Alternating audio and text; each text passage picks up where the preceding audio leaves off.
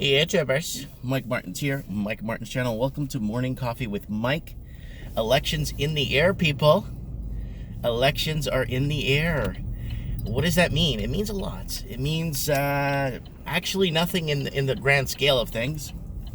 But it means that people's spirits get raised and people feel good that maybe there might be a change coming. What kind of change will be coming, right? You know, no one's really in Canada talking about the housing affordability issue. Everybody's platform is always about, they're talking about it, but it's not their main platform. Their main platform is climate change. And what was the other one? Climate change and, because you got to massage the young ones into climate change at a young age, right? So that could be the number one discussion on the political platform is climate change, right? Okay.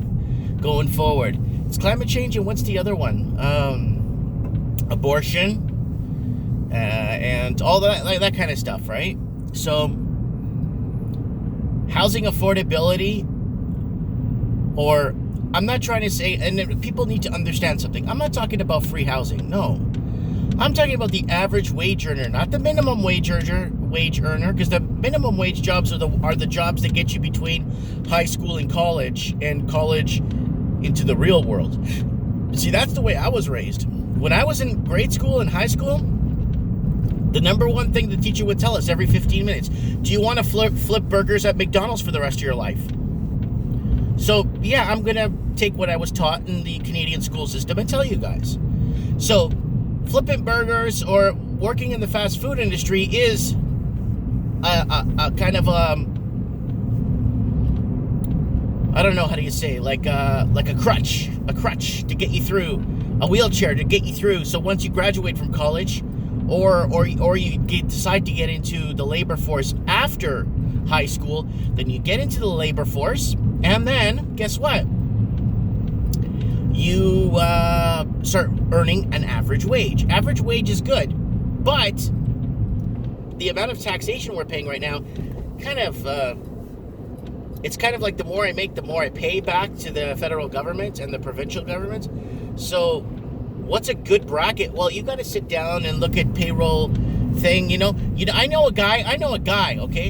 And this was a few months ago. He emailed me. He says, Mike, I cut my work week to 4 days a week. And I told my employer that if he wants to fire me, he can go ahead, because I'm only working 4 days a week. And then I'm like, okay, I'm getting where he's going with this. And then he goes ahead and says, if I work 5 days a week, I only make $3.90 on the 5th day. Then I'm like, $3.90 because he enters a different tax bracket. If he works 4 days a week, he'd rather lose the $3.90 or 80 cents it was, almost $4, and get a long weekend every weekend. That's smart thinking, you see? You tell your employer, like, if you're in a position where when you do the math and you're in another tax bracket on that 5th day, you tell your employer and say, you know what? You take this up with the federal government. I'm not coming in here to work for $2.70 for the day. You'll be surprised at how much you make on your 5th day, you know? Because I know in Portugal, back in the 90s, they passed a 4-week workday to create more jobs for others, right? And that did really well. And they said, oh, you know, the health system and everything's going to fall apart there. No one's going to... You know how many doctors moved from Germany and France and stuff to go work in Portugal because, younger doctors that want a family life and want, like, a long weekend every weekend? That was impressive when I saw those numbers. When I saw that, I was like, wow. See, people want to choose life. It's nice to work. It's great to work. I love to work. Look, I'm going to work by choice, right? But to be really frank with you guys, it's kind of scary where things are going. It's kind of scary where people are where people are financially when you look at their financial situation. So I did a video last night that people pay more money in taxes to the government than what they do on food, than what they do for food utilities, like their basic their clothing, essentials. People pay more in tax than they do in their average essentials. It's phenomenal. I'll leave a link for the video there here at the end of the screen here for you guys to see. And you see on the link, you'll see Trudeau flexing his muscles. Yeah, Canadians are hooped. Most complicated tax system in the world. Doctor? Hi, can I get an extra large dark roast with 1 cream? Sure. Anything else? No, sorry. Okay, thank All you. right, bye. I really want that Kit Kat donut so bad, but it's okay, guys. I prefer to live an extra 5 more years. I think it's more important that I stay alive for my kids, right? But yeah, taxation is just phenomenal. Taxation is incredible. This is my advice to you guys. Go to payroll calculator, like at the government. There's every country has one that shows what your deduction should be and stuff that you kind of fill in. Hi. Good morning. Morning. Happy Friday. Happy Friday. Bye. Have a good day. Yep. So every country has some sort of online kind of setup there where you could just go on and find out what your deductions are. So see what you make in a 4-day week and a 5-day week, and comment below. Because it's really hard for me to go back into where I used to work back, but that was a long time ago, right? When I used to be an employee back in the days, and I did the math too, but I did the math because of Saturdays.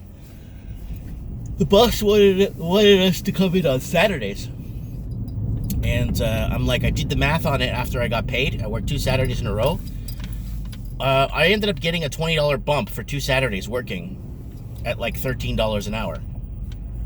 So I'm scratching my head and it's like, whoa, none of this makes sense. What is this? So I'm like, I can't work Saturdays. Like, why? You're gonna get fired. I don't care. Fire me. I'm not gonna come in for 2 Saturdays because I get bi-weekly for 2 Saturdays for $30, and then I got to pay more tax back to the government at the end of the year. What's the point? You know, that's why you guys got to work smart, not hard, right? But if you're working on commission, then that's different. You work on commission, it's different. You work on commission, you gotta survive somehow, right?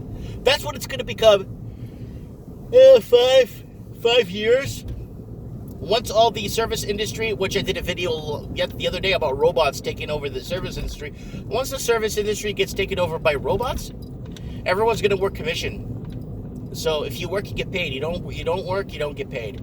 So this way it's better for employers, but it's bad for employees that like to slack off and, not hit quotas, right? So it's going to be a very, very, very interesting turn of events in the next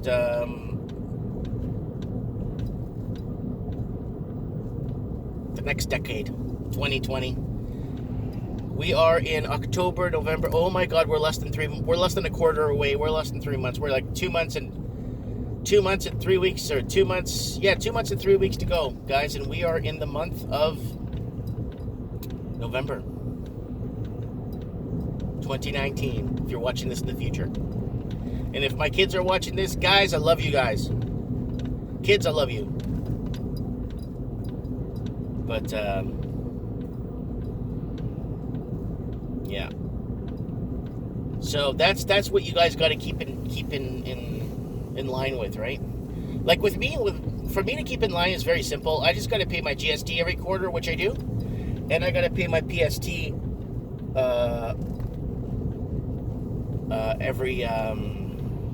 every month. So I'm not worried about that. I do that, and that's it. Oh, Quentin's working today.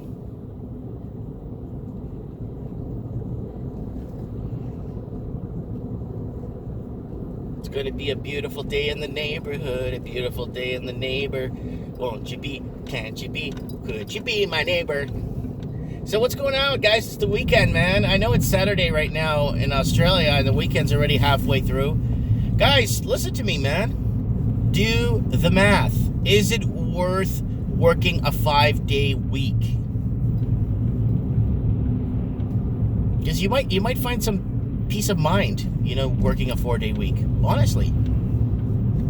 More time with the family, and you don't have to get paid $3 for that extra day. It's not worth it. And if they're going to say, we're going to fire you, it's like, dude, would you come into work for the whole day for $3? No, we're not. We're paying you this, this, and that. And you get, no, you're not. Because you're saying you are, but then your friend, your partner in crime, the federal government, takes a huge chunk of change off my thing, and I'm left with $3 for the day. Is it worth it for you? Yeah, sure. Is it worth it for me? No. Yeah. I want to thank my Patreon supporters for this coffee this morning. I lost I think 1 or 2 Patreon supporters. So if you guys want to join, donating $1 a month of your hard-earned money, I make sure it's always going to be worth it for you guys. You know what I'm saying? I hustle, guys. I really do. It's a non-stop gig for me. You know, just non-stop gig. If I'm not at the shop working or inventorying or doing something or making videos for you guys, I'm at home packing stuff. If I'm not packing, I'm listing things. If I'm not listing things, I'm making videos. I'm always with the family, though. Yesterday I played a board game with the kids. They were laughing and had so much fun. This Bunny Rabbit board game, I thought they were going to have a hard time understanding it. Oh, man, they got it right away.